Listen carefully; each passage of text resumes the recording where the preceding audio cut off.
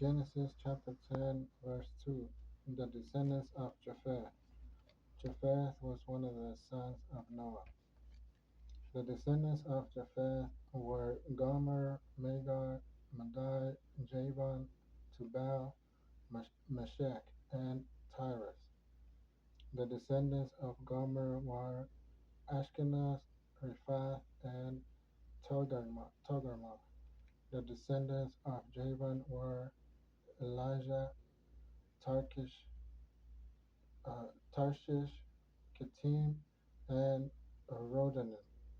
Their descendants became the seafaring peoples in various lands, each tribe with its own language. Thank you. God bless you, and we'll see you next time.